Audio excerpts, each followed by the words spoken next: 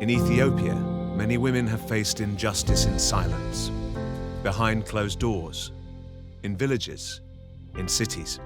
In crisis, conflict and natural disaster, they experience sexual and gender-based violence in displacement camps and refugee camps. While legal gaps exist, existing frameworks still provide a degree of protection for women's rights. But for many women, justice felt out of reach. In 1995, a group of determined women lawyers decided that had to change. They founded the Ethiopian Women Lawyers Association, EWLA, with one belief: every woman deserves justice. At a time when few women could afford legal representation, many did not know their rights or feared claiming them. Violence goes unreported, property rights are withheld, and voices continue to be silenced. This is where EWLA steps in, serving as a bridge between women and the justice system.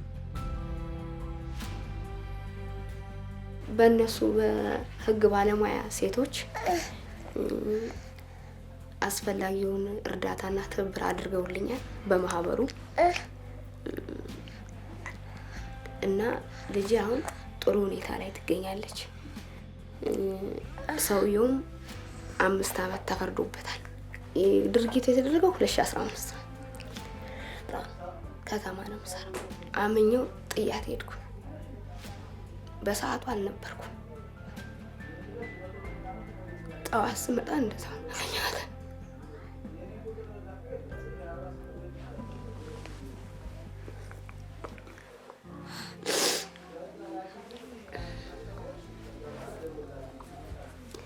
ከዛም በኋላ ሰውነቷ አለርጂክ ስለነበረበት ትንሽ ምትካረካት ያብጣል።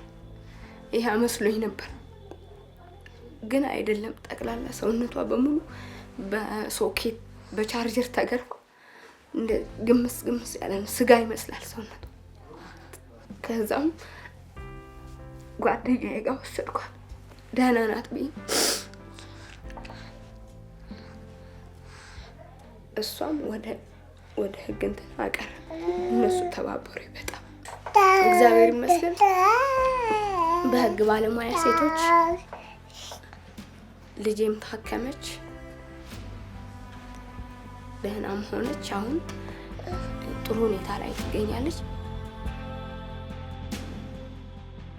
ከጅማ በደሌ ኢሉባቦር ውስጥ ማለት ነው።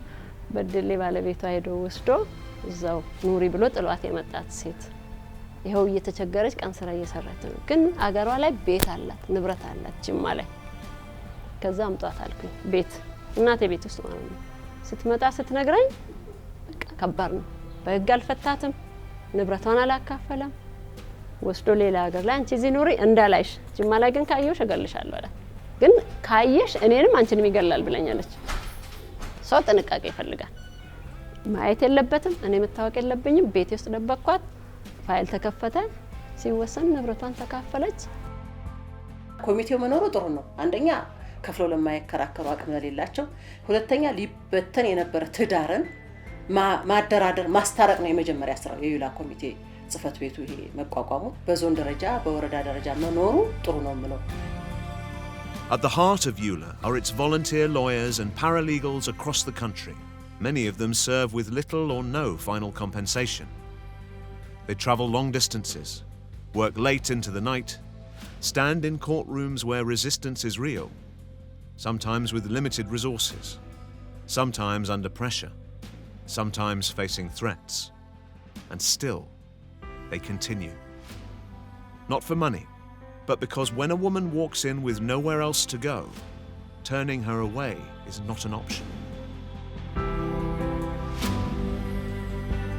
ማህበሩ በበጎ ፈቃደኞችና በአባላት ላይ የተመሰረተ ነው። እነሱ ማለት የማህበሩ የጀርባ አጥንት ናቸው ብሎ መውሰድ ይቻላል። ስለዚህ እነሱ በዕለት ተዕለት ስራዎች ውስጥ አለውልህ ብለው ባይቆሙ፣ ለሴቶቹ መብት በየቀኑ አገልግሎት ባይሰጡ ነው ባይደግፉ ኖሮ ዛሬ ማህበሩ ያለበት ደረጃ አይደርስም ነበር። የግል አካላት ምንላቸውም ቢሆን በቀጥታም ይሁን በተዘዋዋሪ ድጋፍ ባይሰጡ ኖሮ ዛሬ ማህበሩ እዚህ ደረጃ ይደርሳል ተብሎ አይታሰብም ነበረ።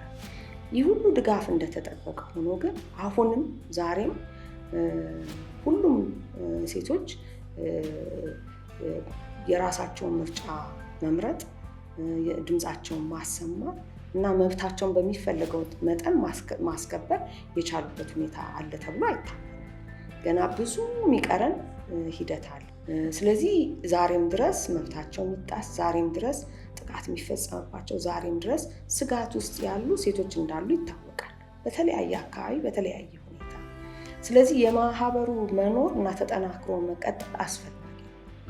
ማህበሩ መኖሩ በተለይም ደግሞ ሁሉም ቦታ የሚደርስ ቢሆን አንዲት ሴት ልጅ ዛሬ ላይ ቆማ ስጋት አይኖርባት፣ ደህንነቷ የተረጋገጠ ይሆን ነበር።